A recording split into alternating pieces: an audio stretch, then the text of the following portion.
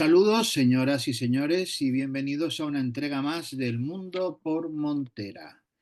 Hoy estamos de fiesta mayor porque hacía bastante tiempo, teniendo en cuenta los tiempos de Internet, que nuestro queridísimo profesor Tristán Castell de Pinós no venía a vernos, pero porque está súper ocupado en sus investigaciones, pero hoy tiene a bien estar con nosotros para continuar con el fantástico tema de los esenios.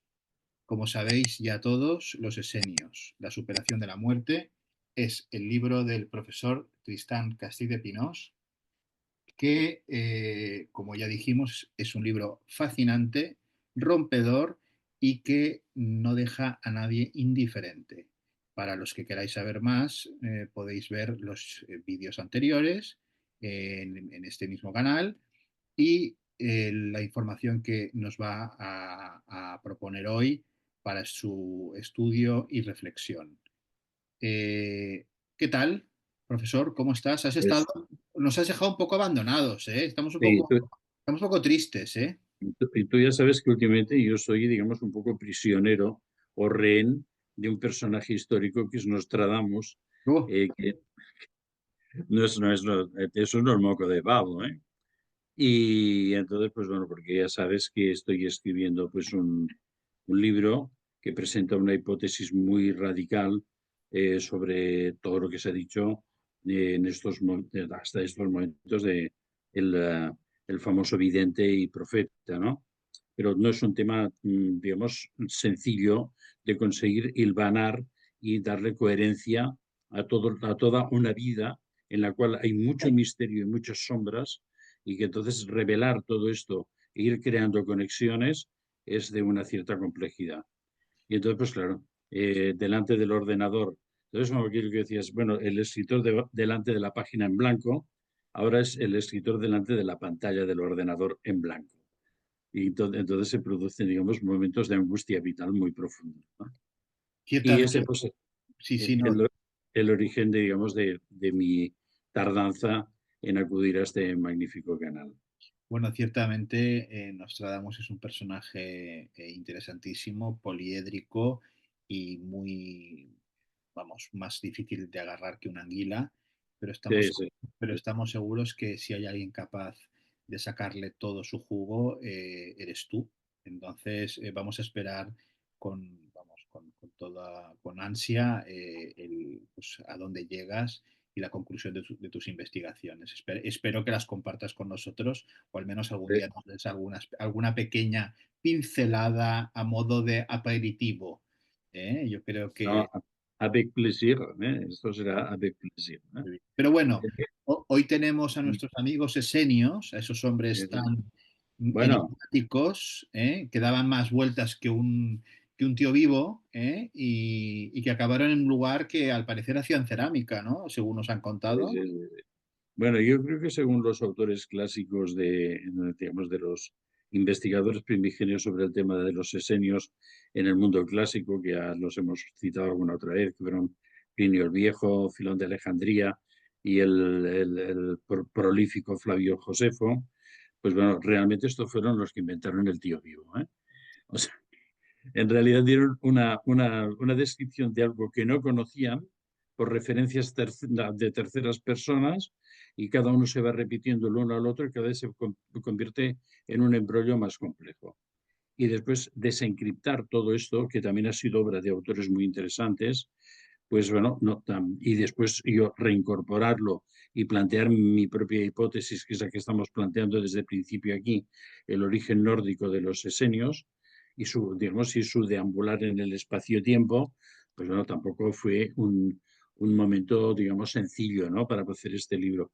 Y que efectivamente te agradezco que lo recomiendes, porque es un libro que, aparte de apasionante y de generar una visión totalmente, digamos, como volcado, metías el container y todas las teorías anteriores esparramadas por el suelo literario de las letras que se las lleva el viento.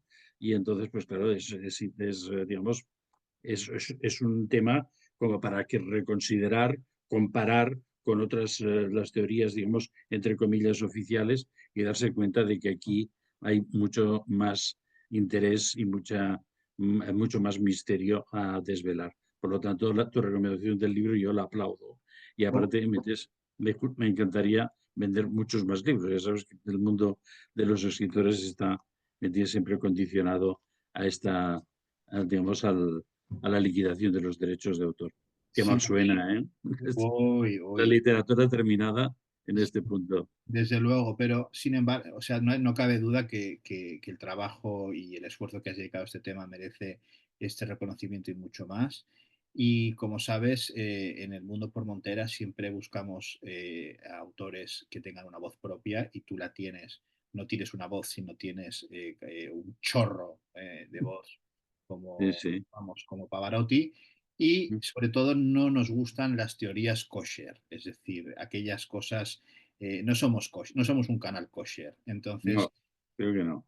las teorías kosher sobre los esenios, sobre Eh, no sé qué, sobre no sé cuántos, pues bueno, esto ya lo sabemos, hay bibliotecas, hay muchos diccionarios, manuales, pero toda nuestra audiencia sabe que el libro de los esenios, la superación de la muerte, es el fruto de un estudio profundo y que dice algo nuevo, algo nuevo. Y eso es eso es realmente el gran valor que tiene y por eso aquí pues le estamos dedicando todos estos programas porque estamos convencidos que lo merece. ¿Qué tenemos hoy? ¿Qué Pues tenemos ahora hoy vamos en a el menú? reconectar un poco con el segundo capítulo, en el cual ya hablamos de la transición de las poblaciones nórdicas, su fusión con diversos pueblos de las riberas mediterráneas. La fusión más importante es la espartana y la egipcia, y que digamos, en esa fusión, de alguna forma, se van creando, digamos, como unas líneas genéticas que se van soportando la una a la otra y que van creando un vector que terminará, en el caso de Egipto, por las, digamos, frecuentes visitas de lo que ellos llamaban los pueblos del norte, pues teniendo, digamos, una presencia, digamos, política, cultural y científica en Egipto. Porque, claro, lo que aportan estos pueblos del norte es la ciencia perdida de Atlantis. Y lo que aportan los egipcios también es otra parte de la ciencia perdida de Atlantis. Y por lo tanto ahí se van a encontrar de alguna forma y se van a reunificar y generar lo que conocemos nosotros como el Egipto clásico, y que ese punto, ese vector, tendrá pues un momento de eclosión máxima que será alrededor de las dinastías, la dinastía número 18 y la aparición pues de pronto de una etnia nueva en la representación gráfica del mundo faraónico, que eran pues Ajenatón y su familia, ¿no?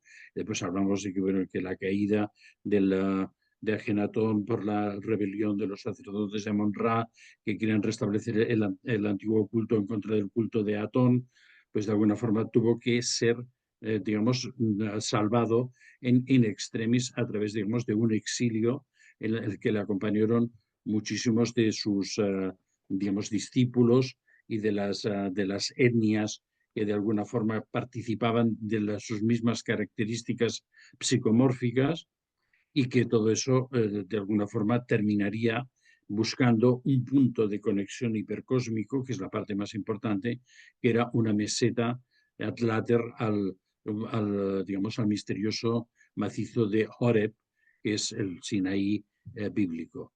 Y que entonces allí, curiosamente, van a buscar un elemento que les va a permitir sobrevivir, pero sobre todo va a poder, digamos, de alguna forma revitalizar después de la huida y poder, de alguna, digamos, por una presencia de un material que era el oro monatómico. Y ese lugar es que van digamos, a reconectar, que después se ha conocido como Sherabit al-Hadir, es el lugar donde también, mucho más tarde, un eminente egiptólogo revelará de este laboratorio, digamos, porque no se puede explicar de otra forma, este laboratorio alquímico en el cual se producía por un sistema de decantación, digamos, muy complejo, a través de una serie de balsas que iban de alguna forma recogiendo, digamos, los productos de decantación de la balsa anterior hasta llegar al producto enteramente casi seco, que sería pues una sustancia blanca parecida a lo que en la Biblia se llamó el maná para el supuesto éxodo de Moisés, que no es tal, porque estamos hablando de que el verdadero éxodo fue el de Ajenatón y digamos, de todas las poblaciones, que aparte ellos en la huida van recogiendo todos los hacines, ¿eh? Y cuando lleguen incluso a las costas de Palestina, recogerán a las poblaciones filisteas que han sido, digamos, totalmente hostigadas por los drávidas, que también explicamos, los drávidas que habían venido de la zona del río Indo, digamos, huyendo de una catástrofe nuclear, y se habían instalado en la zona norte de Cisjordania, donde, digamos, sus enemigos los alcanzan de nuevo, crean una nueva catástrofe nuclear, que es lo que produce la presencia pues, de este mar profundo, 400, casi 50 metros por debajo del nivel del Mediterráneo, el agua absolutamente, prácticamente convertida en una masa salina, de tal forma que, digamos, puedes estar flotando encima de esa masa sin hundirte, y que, bueno, esto toda la gente que haya estado pues, en el Mar Muerto buscando pues, alguna de las curas estas maravillosas de los barros del Mar Muerto, pues sabe perfectamente cómo funciona, ¿no? Entonces, bueno, estos en un momento determinado, en Sheravit al-Hadir, claro, la pregunta es, ¿se habían encontrado un lugar donde, digamos, se podía producir de nuevo el metz, el pan de vida, que es lo que se alimentaba la estirpe faraónica? Entonces, ¿por qué no se quedan allí, en el Sinaí? Bueno, está relativamente demasiado cerca todavía del poder egipcio que los perseguía. Pero aparte de todo, su destino, allí conectan con sus guías hipercósmicos, que yo siempre he dicho que eran en ese caso los guías de Orión, y entonces ellos les hacen ir a buscar un lugar extremadamente especial donde todas esas potencialidades que ya estaban reunidas en ese lugar que más tarde, digamos, excavará Sir William Flinders Petrie, y que tienen que buscar un lugar donde todo esto sea potenciado al máximo. Y entonces los hacen ir hacia el norte, buscar la ribera del Mar Muerto, y entonces ahí hay una zona en la que se van a instalar. ¿Y por qué se van a instalar en esta zona? Porque dices, bueno, ¿para qué metes tanto? De acuerdo, huían de las tropas faraónicas que habían sustituido en el manto de Genatón, pero bueno, ¿por qué ir tan lejos, no? Porque realmente, pues desde el Horeb, que está prácticamente en el sur del Sinaí, hasta el Mar Muerto, hay muchísima distancia también. Es que el lugar elegido, el lugar que de alguna forma los guías de Orión les habían, digamos, guiado o les habían sugerido que era el lugar idóneo para instalarse, tenía unas características geológicas inigualables. Es irrepetible en todo digamos, el Oriente Medio, incluso en Egipto. ¿Qué es lo que tiene esta zona en la que nosotros conocemos ahora como Qumran, y que en realidad es una corrupción de un nombre, digamos, nórdico, que es Cumrland? Cumrland, ¿eh? Es una corrupción de este verdadero nombre, ¿no?, que se le dio a ese espacio. Y actualmente, pues esa zona es un altiplano, visto, digamos así, a ojo de pájaro, o perdón, a ojo de dron, que en estos momentos es muchísimo más común. Pues bueno, se ve realmente aquello que dices, bueno, esto podría haber sido un Machu Picchu de aquel tiempo, porque está en medio de un desierto, aislado, en una cumbre, en una especie de altiplano, y entonces allí hay unas misteriosas construcciones que también, cuando llegará el siglo XX y se redescubra esa zona, también creará una cantidad de interrogantes que para muchos todavía no están resueltos, ¿no? Y entonces, ¿qué es lo que tiene ese espacio que no tienen otros espacios? Bueno, tienen algo que realmente es muy espectacular. Es que la casi totalidad de las rocas de esa llanura están, digamos, constituidas por material meteórico. Es decir, no estamos hablando de un lugar donde ha habido una lluvia de meteoritos y una piedra aquí y una piedra allá. No, es la naturaleza entera de la roca es meteórica, no es terrestre, es decir, es materia extraterrestre y se llama alaboctamita. Este es el secreto del por qué entonces van a ubicarse en ese espacio que es absolutamente inhóspito, ¿no? Un desierto, no hay agua por ninguna parte, es lo del Mar Muerto.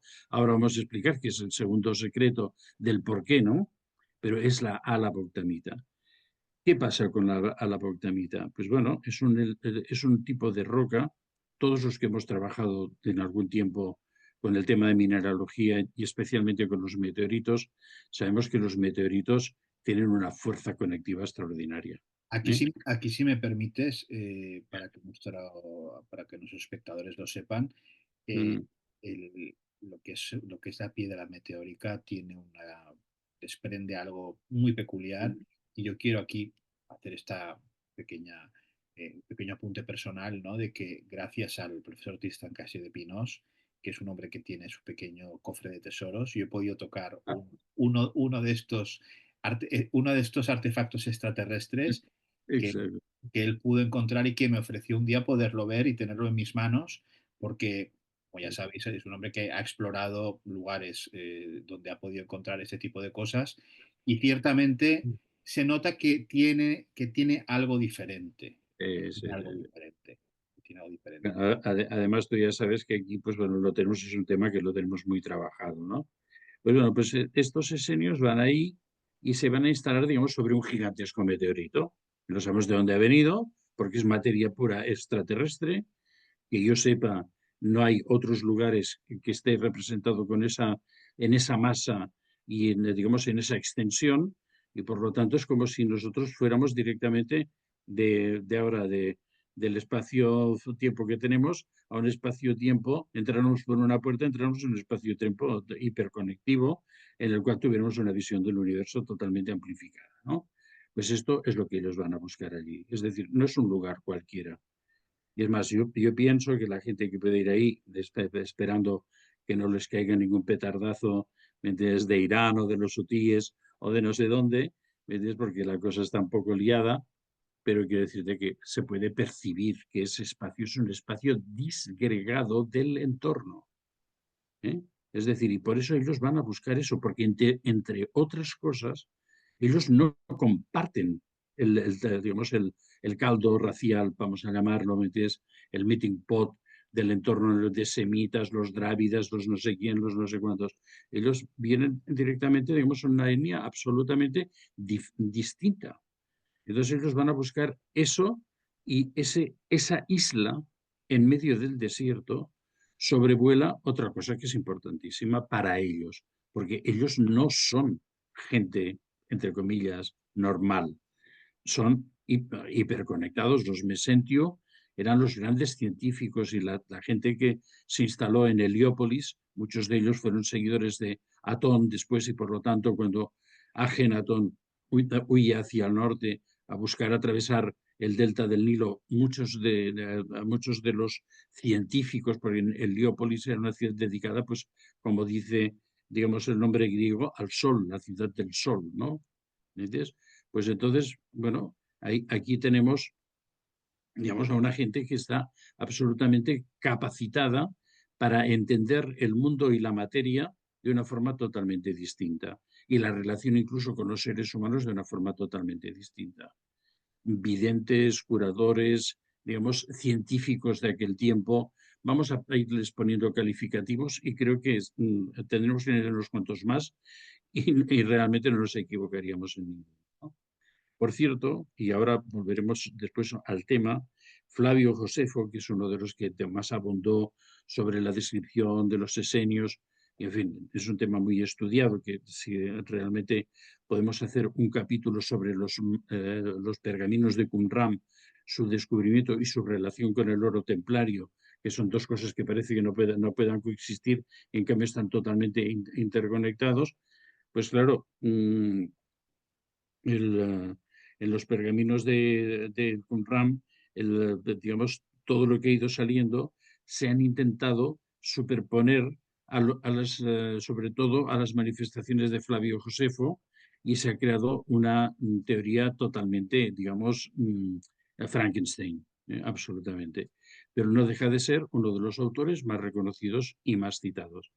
Entonces Flavio Josefo en un momento determinado dice de los esenios, que bueno, que eran la gente que se pasaban todo el día investigando sobre piedras y plantas, que eran videntes y que generalmente cuando daban una visión del futuro jamás se equivocaban, pero que además muchos de ellos superaban con creces los 100 años de vida. Por lo tanto, hemos de entender que si tomamos esta aseveración de Flavio Josefo como cierta, si bien hay muchas aseveraciones que las podemos poner en lados más críticos, pero que parece ser que sí que es cierto por otros también cronistas anteriores o posteriores, que quizás uno de los elementos que hubieran sido más significativos de este, digamos, pueblo tan singular había sido la extrema longevidad de su vida. Y eso, claro, es debido a qué? A unos conocimientos de activación biológicos y de la materia humana que de alguna forma están relacionados no tan solo con la hiperconexión cósmica, que de alguna forma también traía factores de, digamos, de regeneración, sino de todo lo que tenían alrededor. Lo más importante, y lo repito, es el tema de digamos, el gigantesco meteorito sobre el que ellos se van a sentar. Pero después este meteorito, ¿qué es lo que le pasa? Que está bañado por las aguas de lo que llamamos el Mar Muerto, pero que de muerto tiene muy poco. Porque claro, vamos a ver, este lugar que seguramente ya hemos comentado, fue, digamos, el producto de una segunda catástrofe nuclear que recibieron los pueblos drávidas, pues lo que tiene es, primero de todo, un entorno de tierras levemente irradiadas que están perfectamente explotadas no tan solo por el gobierno israelí, sino por el de Jordania, ya que tienen, digamos, las dos riberas, y esto es el primer vestigio de que allí ha habido también una actividad atómica. Entonces, quizás una guerra o un castigo desde estos enemigos de los drávidas que los fueron persiguiendo, y por eso los drávidas tardaron tanto tiempo. Esto sí que quizás tardaron 40 años o perdieron el GPS, como dices tú, hasta llegar a esa zona, ¿no? Y entonces, pero sobre todo lo que hay es muchísima, digamos, una prácticamente afloración de una especie de droguería, por decirlo entre comillas, a cielo abierto, entre los cuales se me permite porque tengo una chuleta, pero no me acuerdo de todo. En materiales encontrados en la ribera del Mar Muerto, así, a bote pronto. Agárrate, Sí, agárrate. espérate que hay algunas cosas interesantes. Cromo, así, va por la primera. Níquel, manganeso, cobre, zinc, fósforo, bromo, cobalto, yodo, molibdeno, selenio, estroncio, azufre, vanadio, y casi la tabla entera de los elementos de Mendeleev aquí en esto, ¿no? Pero claro, ¿esto para qué servía si no había unos científicos que eran capaces de determinar qué era qué y para qué servía? Y aquí es donde vemos que realmente el acceso de los mesentio, digamos, de digamos, iba a decir, los misioneros del sol, como ya habíamos comentado, que Sí. seguían a Genatón. Entonces era el lugar donde ellos, con su profundo conocimiento, podían de alguna forma darle un sentido a todo esto y crear, digamos, en ese lugar un reservorio genético, que es la parte que nos va a interesar, porque claro, todos los que hemos visto, incluida la portada de mi libro y la contraportada, las fotos perdón, los bustos de Agenatón y de Nefertiti, pues nos damos cuenta de que era gente muy especial, ¿no? Muy especial. Y ahí pues hay una clave genética que después hablaremos quizás que en los esenios, en un momento determinado, al pasar el tiempo, esa clave genética la van a ocultar en otro sitio. ¿Mm? Y ahora lo dejo aquí abierto porque el tema es muy importante y vas a preguntar, ¿y ese sitio cuál era? ¿Dónde van a ocultar los esenios esta etnia tan especial? Pues en un lugar que tiene un nombre que vosotros quizás de a bote pronto no vais a reconocer, que son las montañas de la luz. ¿Y dónde están esas montañas de la luz? Claro, los griegos lo decían de una forma distinta, le Tiros. llamaban los piros neos. Pero esto es un tema para tratar aparte que es muy apasionante. ¿no? Pero que está conectado totalmente con el tema de serie.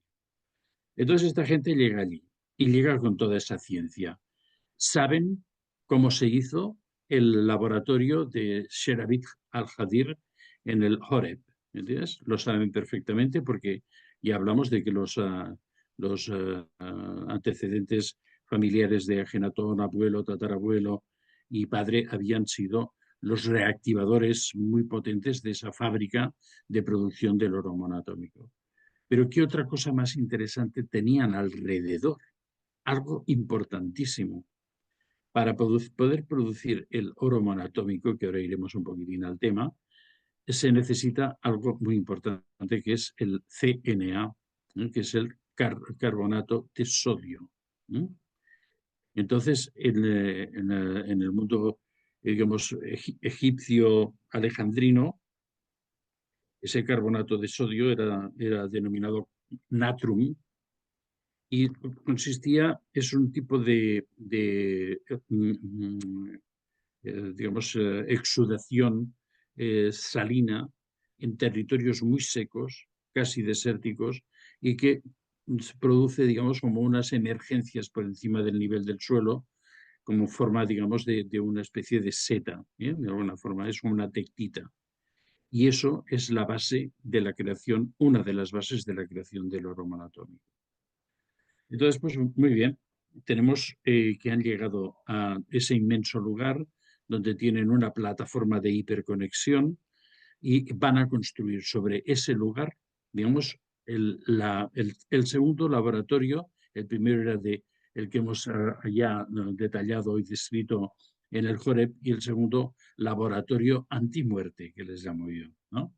Que va a ser este Cumberland, y que ahí van a hacer una construcción absolutamente misteriosa, que cuando empiezan las excavaciones en los años 50 les pasa lo mismo que le pasó al pobre Flinders Petrie, que no entendía nada de lo que era esto, y se le dio una interpretación absolutamente metes de risa, que ya comentaremos cuando si podemos hablar del hallazgo de los pergaminos en las cuevas próximas, no tan próximas, pero que están en una cierta, digamos, están en una cierta distancia no excesiva dentro de la zona atlátere al lugar donde se produce este asentamiento.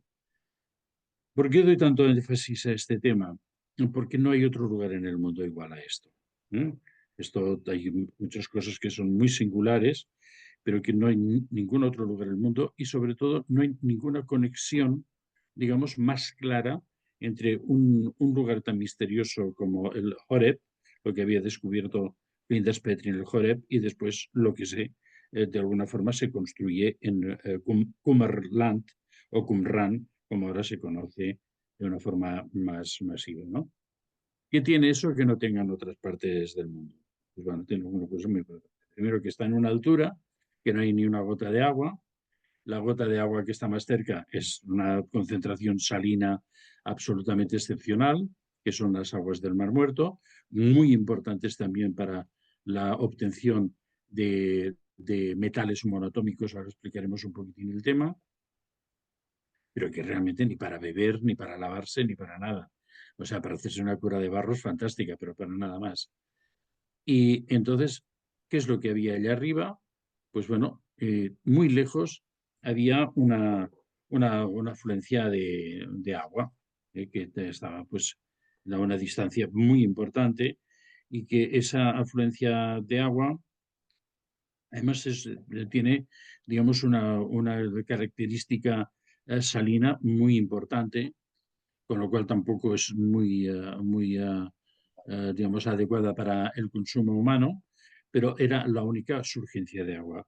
Como solución salina era muy importante para todo lo que se va a hacer allí. Entre las otras cosas, lo que se va a hacer una leve producción de electricidad. Y ahora me vas a preguntar, ahora qué me estás contando, ¿no? Porque se resulta que los esenios eran ceramistas y se pasaban el día escribiendo papelitos que no eran de allí, por cierto, que después iremos entrando a la naturaleza de los pergaminos. Pues entonces, pues bueno, ¿qué sirva todo esto, no? Bueno, ellos lo que hicieron primero es una canalización absolutamente moderna para traer ese agua salina digamos, al plató, que dirían los franceses, a la meseta, es donde iban a instalar toda, digamos, una, digamos, compleja, digamos, estructura.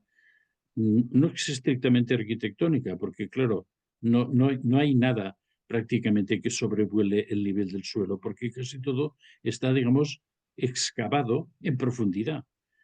Con lo cual, digamos, más que una construcción arquitectónica, es una excavación, pero eso no es una excavación masiva, sino que en ese espacio irán construyendo aljibes semisubterráneos, primero un gran aljibe para hacer el reservorio de agua que después van a repartir por canales interiores a otros aljibes, y esos otros aljibes se van a situar también de una zona porque digamos por la propia declinación del terreno sea fácil de que circule el agua sin ningún tipo de elemento de empuje, y hay entonces una serie de otros aljibes.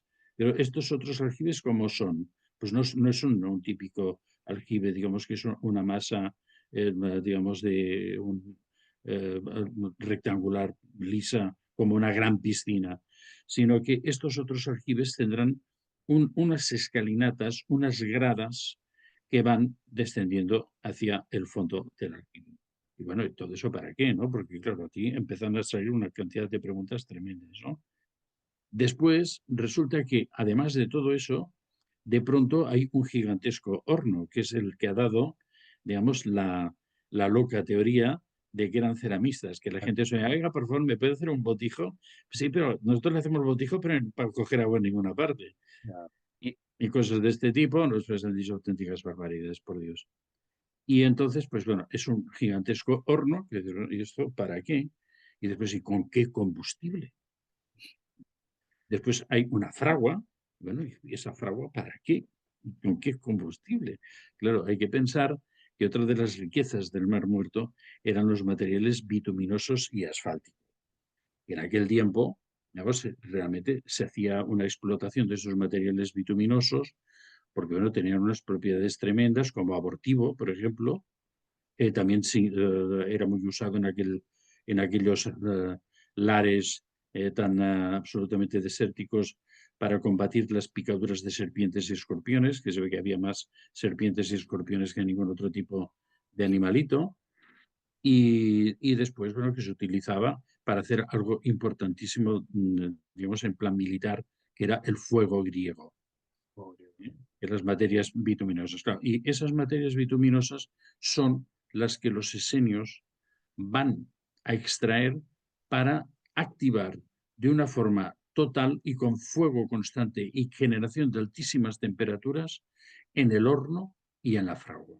¿Eh? Entonces, eso además estará rodeada de un par de aljibes más en los cuales, digamos, a la cercanía de esos digamos, estos lugares de ignición de estos materiales que producen una llama muy viva, como un gas, una llama muy viva, pues bueno, tenían una disposición de agua caliente para cualquier tipo de necesidad que tuvieran y además la posibilidad de crear un cierto, digamos, con el sistema de decantación y de evaporación de agua destilada para consumo humano. Por lo tanto, estamos viendo que aquí se está acercando, digamos, como una estructura de una especie de gran fábrica en esa zona, pero esa fábrica destinada aquí a hacer espadas, ¿ve? Porque había una fragua, a hacer la famosa cerámica, no. Esto estaba absolutamente programado para hacer unas curas y un mantenimiento de regeneración constante a través de esos materiales radioactivos, y hacían como una especie, una leve radioterapia que ellos extraían del Mar Muerto y la obtención del oro monatómico.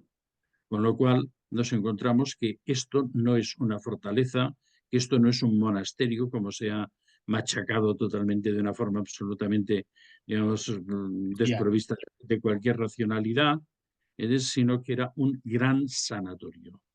un gran sanatorio en el que la población que había venido con Akhenatón, que fue entonces habitando todo el entorno de la ribera oriental, perdón, occidental del Mar Muerto, donde había unos grandes oasis, entre ellos el más conocido es el de Engedi, que todavía sobrevive espectacular, una palmera y es extraordinaria, y después que también hay que pensar otra cosa, que la población agenatoniana, de alguna forma, una parte fue más hacia el norte, hacia los altos del Golán, y en las riberas de los altos del Golán sirias también estableció otro lugar de asentamiento muy importante, ¿no? O sea que aquí tenemos muchísimas cosas que después nos ayudarían si entráramos en el tema bélico-militar a saber un poquitín el porqué de muchas de las cosas que Pe- ocurrieron. Pero de entrada, por lo que comentas, o sea, hicieron una obra de ingeniería brutal, Espectacular. o sea, brutal, y más teniendo en cuenta la época, etcétera. O sea, tenían un conocimiento Sí, eh, sí, inexplicable, aparentemente, ¿no?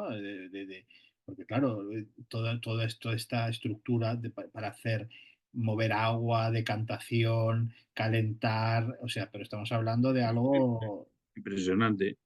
O sea, ya había un conocimiento científico, que es lo que yo siempre de alguna forma he abogado por él, ¿me entiendes? De que especialmente los mesentio, que eran estos que habían venido del norte, los pueblos del mar famosos, ¿no?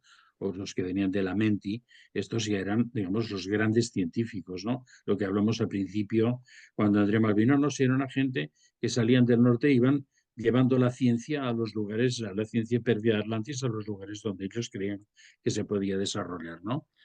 Y entonces, bueno, nos encontramos ahí que, bueno, que claro, no hay otro lugar en el mundo que tenga esto. Entonces, claro, la gran traducción de los de excavadores de los años 50 es que esto, que realmente el que capitaneaba todas estas excavaciones era un monje dominico llamado Roland de Vaux. Entonces, este hombre se puso entre 100 y 100, que aquello era un monasterio y que sería, digamos, el prototipo del monasterio cristiano, y que allí había unos escribanos que se pasaban todo el día escribiendo y otras tonterías de este tipo que analizaremos en su momento. Por lo tanto, lo que nosotros vamos a decir aquí, al que yo llamo el laboratorio antimuerte, ¿por qué? Bueno, hemos visto que Flavio Josefo cita como algo muy destacable que casi todos ellos superaban la edad de 100 años, cosa que en aquellos tiempos pues tampoco debía ser como bastante frecuente, ¿no? Vemos que la media de edad debían ser sobre los Bueno, 100. lo de la edad que cita Flavio Josefo es tan sorprendente como la obra de ingeniería, o sea, es algo Claro. fuera de todo parámetro de la época, ¿no? Sí, yo fíjate que creo que esto fue creado para que todos los miembros que después se tuvieron que, digamos, situar en las zonas, digamos, como más fértiles para, digamos, asegurar un mantenimiento de ese genoma especial, ¿entiendes? Y asegurar la alimentación de todo esto. ¿Entiendes? Era un lugar donde aparecía, digamos, grupos de población, pequeños grupos de población, a realizar curas de extensión de la vida, ¿eh? Porque, claro, el, la extensión de la vida, digamos, es uno de los elementos que, como tú sabes, digamos, es uno de las cualidades del oro monoatómico más evidentes, ¿no? O sea, crear, digamos, ahora forma una posibilidad de abandono de la entropía. Prolongar, sí, sí, sí. Exacto. Entonces hay más cosas que nos llaman aquí la atención, ¿no?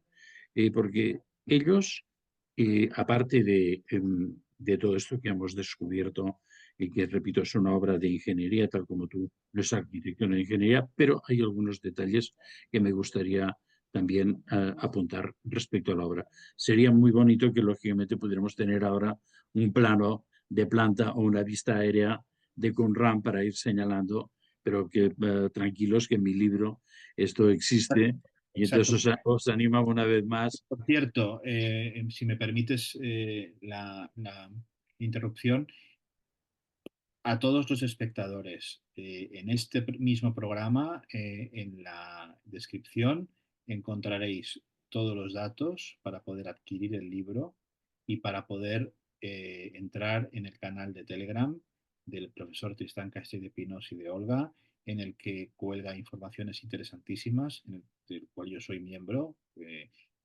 además, y para poder adquirir el libro y poder ver todas estas imágenes que él, vamos, me consta que ha tenido que buscar y mover Roma con Santiago para encontrar las imágenes exactas y precisas que quería Es, enseñar en este libro, porque si uno se mete en Google y busca Qumran, Esenios, etcétera, encuentra mucha cosa, pero no siempre es lo que toca. Por lo tanto, si queréis estar bien informados y saber de qué estamos hablando visualmente, lo mejor es poder verlo en el libro, porque han sido imágenes seleccionadas personalmente por el profesor y donde están todo esto de lo que estamos hablando, ¿no? Y la verdad es que os vais a quedar sorprendidos. O sea que por favor mirad la descripción. pues muy bien, muchísimas gracias. Y volvemos un poquitín al tema sobre esta obra de ingeniería, pensar que la evaluación de los contenidos de los aljibes de Qumran son aproximadamente 1.200 metros cúbicos de agua, lo que se está tratando allí. Y todo eso aportado por una fuente salina, con un canal que incluso si tuvieron que hacer, digamos, unas perforaciones no pequeñas de masas de roca para poder que el agua les llegara allí. 1.200 metros cúbicos de agua. Pero para entrar un poco en el tema del oro monatómico, también os tengo que ir a la chuleta. Y esa chuleta, digamos, es una parte de mi libro de los esenios.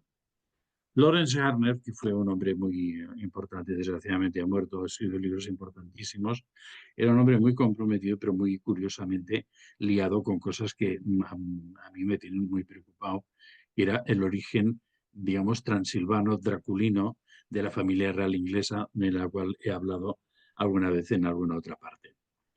Pero él estudió mucho el tema del oro monoatómico y tiene una descripción que os voy a leer que es importante. Él mismo dice, el misterioso polvo blanco es capaz de plegar el espacio-tiempo. Ahí es nada. O sea, el oro monatómico es capaz de plegar el espacio-tiempo. Es Así una nada. materia, es brutal, ¿no? Es una materia exótica con una fuerza de atracción gravitacional inferior a cero. Es gravedad negativa. Entonces es bestia. Pero es que además hay muchos estudios científicos al respecto, ¿no? Lawrence Garrard se basó en estos estudios científicos, tiene un libro muy interesante que los cita, ¿no? Dice, además, que la sustancia es forzada a pesar menos que nada y desaparece en una dimensión desconocida. O sea, pasa a otra dimensión, porque no hay gravedad, no hay materia, se pasa a otra dimensión. El recipiente en que está depositada puede ser llevada también a pesar menos que nada. Por lo tanto, en circunstancias controladas y correctas, el polvo es capaz de transmitir su ausencia de peso a su recipiente y contenedor, que puede ser un recipiente cualquiera y que podría ser perfectamente un grueso bloque de piedra. Con lo cual, yo he dicho muchas veces que uno de los secretos de la arquitectura gótica y de algunas otras arquitecturas es el uso del oro monoatómico como aglomerante o parte del aglomerante. Pero aquí fijaros que hay, digamos, tal como describe Lawrence Garland, hay como un traspaso interdimensiones, ¿no?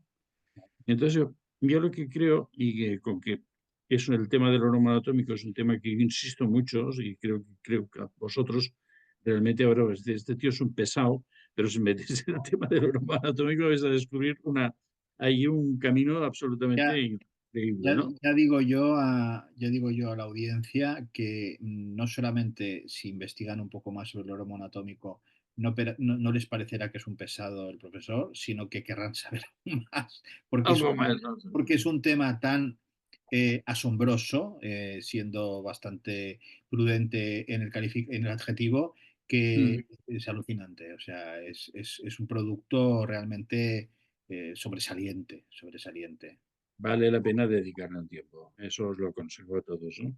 Sí. Bueno, en resumidas cuentas, esta gente, además que tiene lo del oro monoatómico, que era además hiperconectivo, que de alguna forma lo que había te hacía como un retroceso en el tiempo, con lo cual la regeneración no se producía por rehabilitación de los tejidos orgánicos, sino porque se les desconectaba temporalmente del tiempo y volvía hacia atrás. Esto no sé si lo pilláis, pero que es auténticamente brutal. Y claro, cuando hay estas capacidades, digamos, de enviar la materia a otra dimensión y que quede en una dimensión donde no hay, digamos, degeneración, no hay entropía, no hay muerte, luego puede ser recuperada en el tiempo en su naturaleza primigenia. Y ahora vamos a hacer una teoría un poco bestia, ¿eh? Porque ahora hablaremos no de los esenios, hablaremos de las esenias, que también es un tema muy interesante. Pero antes quiero también explicaros alguna otra cosa. Imaginaros que en un momento determinado cogemos un grupo de espermatozoides o, digamos, seleccionamos un espermatozoide, digamos, representativo clarísimo de un genoma y que entonces esto lo enviamos a una dimensión exterior y de pronto eso es reintegrado a una dimensión al cabo del tiempo. Y entonces imaginemos que ese espermatozoide contiene un ser totalmente especial, un genoma totalmente que al cabo de ese tiempo será imposible de recuperar y eso por razones que no vamos a entrar en detalles, metes cuando hay una hembra fértil en un momento determinado se cuela dentro y entonces esa mujer queda embarazada. El arcángel Gabriel diciéndole pues a la madre de Juan Bautista que tenía 80 años que se preparara que iba a tener entonces no era la madre de Juan Bautista todavía, iba a tener un niño muy especial y entonces esta mujer, digamos, absolutamente estéril en aquel momento, supuestamente estéril, pues logra dar a luz a este profeta de aquel tiempo y el famoso ángel que le anuncia a la Virgen María que va a quedar embarazada así por arte de Birloque, no puede ser algo parecido de todo esto, porque claro, después cuando entremos a ver quién era la estirpe sagrada, veremos que los esenios están totalmente entrelazados con la estirpe sagrada, ¿eh? Que tengo muchas ganas de llegar ahí porque es un tema muy bonito, por cierto, ¿no? Muy bonito. Pero claro, aquí estamos viendo algo que es de una naturaleza científica absolutamente brutal, porque podían haber enviado al futuro, digamos, elementos genéticos y que de pronto esos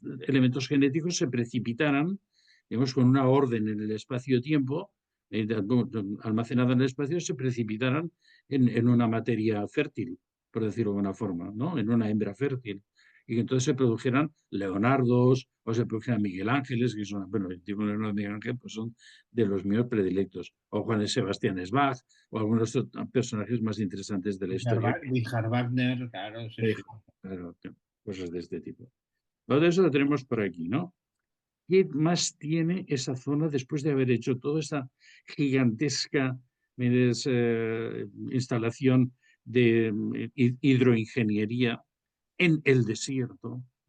Esta es la parte más singular del tema, porque aparte de todo, otra cosa, para los que conozcan un poco Israel o se hayan interesado, o sea, aparte de Qumran, está Metzudá, que está a 50 kilómetros más abajo, la famosa fortaleza enmasada, que hay toda la historia y tal y cual pasó, pero no nada más. Entonces, esto es único, absolutamente, ¿no? ¿Qué hay ahí? Ah, bueno, pues iba a decir, entre los edificios que sí que tienen digamos, sobrevuelan el espacio, digamos, del nivel del suelo, hay como una especie, le llaman la torre. Y claro, no es ninguna torre. Si uno lo mira con mucha, no con, digamos, una- un criterio, digamos, de análisis arquitectónico, no, simplemente a simple vista, se ve que es una pirámide truncada. ¿Mm? Y entonces, a ver, que esa pirámide truncada tuvo una finalización, digamos, de la parte superior. Tuvo el piramidón, había una pirámide real ahí. ¿Ves? Quizás no, estamos muy en este momento, digamos, de la creación de Cumberland, estamos muy apartados de la época de Giza, de las primeras dinastías, pero lo que sí me recuerda muchísimo, hay una estela muy curiosa y muy singular en Egipto, que es la estrella, perdón, la estela con obelisco de Nauserre, y que es justamente lo que yo veo en Qumran, es una base piramidal y luego un obelisco colocado encima, que podría ser, digamos, una antena hipercósmica. Entonces, bueno, yo le doy este sentido a este fragmento digamos, de lo que se ve como más que la gente decía, no, esto podía haber sido un castillo, podía haber sido una fortaleza.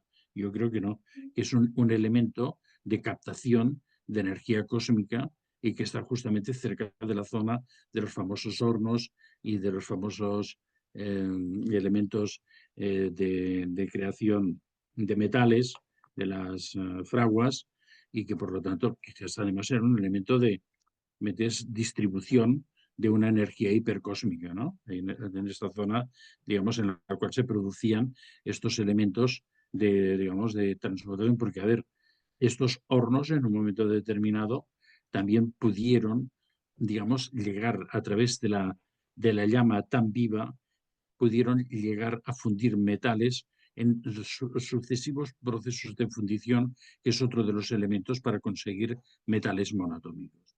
¿Eh? Esto es lo que tenemos en el principio. ¿Pero qué más hay ahí que es más raro, pero raro no podría ser más? Que al lado de ese espacio, incomprensiblemente, al lado de ese espacio, hay una necrópolis absolutamente impactante. Más de 1500 tumbas que no coinciden en ningún momento con la doctrina, digamos, de la Torá para enterramientos. Es decir, esas tumbas están, digamos, construidas en contra de la ley judía. Por lo tanto, volvemos a lo de siempre. Estos esenios, que probablemente pueden estar enterrados allí, y porque hay 1500 tumbas. ¿No? Otra de las cosas que yo pienso es que estos esenios que vivían en el entorno en Gedi o en las zonas de los altos del Golán, que venían de alguna forma a regenerarse esta zona, en el momento de la muerte, podían intentar pasar a la otra dimensión en ese lugar sagrado, en ese Acudían, lugar. ¿no? Acudían. Exacto. Y que allí se les ofrecía un enterramiento, que aparte hay algo muy curioso, que en esa zona, digamos, que tiene esa constitución geológica tan especial, la ala bogdamita, las tumbas están forradas en el interior por losas de piedra. Es decir, el cadáver se colocaba encima de las losas de piedra. Las losas de piedra son meteoríticas, el material genético que se colocaba allí quizás era la forma de conseguir que la desencarnación y que el abandono de la materia fuera, digamos, hacia zonas que no estuvieran obligadas a, digamos, a un rebote reencarnativo, que es lo que hemos hablado pues alguna vez, ¿entiendes? Entre nosotros, ¿no? Sí. Y esto es un tema muy interesante. Y vamos a hablar del tema de las esenias. Pero, por cierto, también antes de llegar al tema de las esenias, hay otra cosa muy importante. Tal como nuestro admirado filólogo y paleógrafo Joan Marco Alegro, que Sí. tú conoces bien su obra, Mientras que hablaremos mucho de él también. Él escribió un libro maravilloso que se llama The Sacred Mushroom and the Cross, ¿no? El hongo sagrado La y cruz. la cruz. En la cual, pues, él cuando empieza, es un paleógrafo de los que está trabajando en la traducción de los manuscritos de Qumran, y entonces empieza a ver que hay muchos elementos, digamos, filológicos, que desde la lengua sumeria hasta el hebreo, digamos, contemporáneo de la zona de Jesucristo, digamos, pueden ser traducidos como hongo. Ya hablaremos más adelante, cuando hablemos de los pergaminos de Qumran, de cómo se escribía el hebreo en aquel tiempo, y entonces entenderéis por qué las traducciones de aquel tiempo son tan discutidas y tan contrastadas. Y entonces él piensa que esto se refiere a la manita muscaria. Y entonces hace esta teoría, hace un libro maravilloso en el cual habla de que realmente ellos convertían la harina de la manita muscaria en unas obleas, y de esa misma harina la disolvían en vino, y por lo tanto la comunión primigenia de los esenios era una canalización a través de la ingesta de un material superconectivo y alucinatorio. Bueno, se colocaban, claro, era un. Es- Entraban en un estado alterado de conciencia, ¿no? Hay muchísimo. Y entonces, bueno, para los que de alguna forma hemos hecho algún tipo de investigación personal sobre el tema, pues bueno, que yo le doy mucho sentido a lo que dijo del John Marco Allegro en este momento. Él también habló muchísimo de la clavíceps purpúrea, que era el cornezuelo de centenos, un parásito de los cereales y que tiene una cantidad de ácido lisérgico, o sea, el LSD de la época de los años 60, 70, pues bueno, en cantidades industriales y otra en los misterios de Ulesis para entrar en trances colectivos muy interesantes, por cierto. Y entonces, claro, todo eso nos hace entrar en un espacio que más era como una especie, digamos, una mezcla de santuario y sanatorio. ¿Eh? O sea, tenía lo mismo que unir las dos palabras, ¿no? Santuatorio, porque eran las dos cosas a la vez, ¿no? Y que era algo que de alguna forma, apoyado en la excepcional constitución geológica y apoyado en estos elementos biológicos y químicos, era capaz de alguna forma de proyectar a los elementos, a los individuos que se acercaban, digamos, de alguna forma a la hiperconexión, digo, a lugares que, vaya, en estos momentos deberíamos quizás hacer un estudio mucho más profundo para saber realmente hasta dónde llegaron con, digamos, la adenda, con la fusión o la superposición de todos estos elementos, ¿no? Entonces, claro, esto es absolutamente espectacular, ¿no? Sí, sí, sí. Bueno, pues terminamos un poquitín el tema de hoy. Hay, hay, eh, hay muchas más cosas, hablar sobre el tema de la sanación esenia. Después hay un individuo muy interesante, un investigador que es Edmond Bordeaux-Sekeli. Él dedicó mucho tiempo a esto de la sanación esenia, que podremos comentarlo cuando hablemos, si tenemos, digamos, suficiente volumen temporal, cuando hablemos de los pergaminos de Qumran y su traducción. Y lo vamos a dejar aquí porque hay otra cosa que a mí me parece mucho más importante. Siempre se ha hablado de estas comunidades como unas comunidades absolutamente masculinas, misóginas, y que aquí entonces no pasaba nada porque todos eran castos y puros. Las esenias. Exacto. Yo creo que para un pueblo que se sabe viviendo en una zona que está totalmente escindida de alrededor, donde la mezcla con los elementos de alrededor va a representar una caída del potencial genético que ellos quieren mantener para que en el tiempo que tenga que llegar el futuro mensajero del Padre Sol, ¿me entiendes? Que va a pasar mucho tiempo para ellos, pero que saben que en el tiempo real todo va a pasar al mismo tiempo.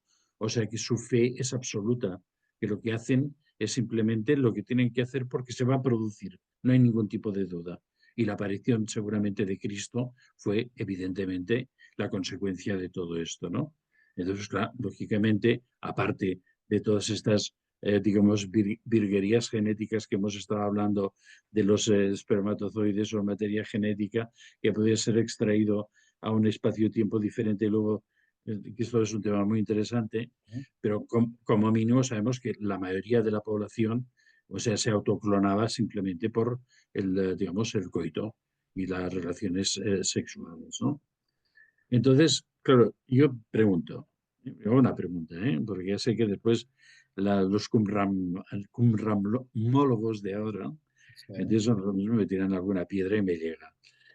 Y si en lugar de unos monjes hirsutos abandonados allí, lo que tenemos eran unas sacerdotisas sagradas que dominaban toda esta misma ciencia, porque no había diferencia entre hombre y mujer, entre científico y científica, entre iniciado e iniciada, y dominaban perfectamente estas técnicas sagradas y eran sacerdotisas del sexo o sacerdotisas del sexo sagrado. Sabemos que los fenicios ya tenían, también como los griegos, las hierodulai, que eran las mujeres las iniciadoras del sexo tántrico, ¿no?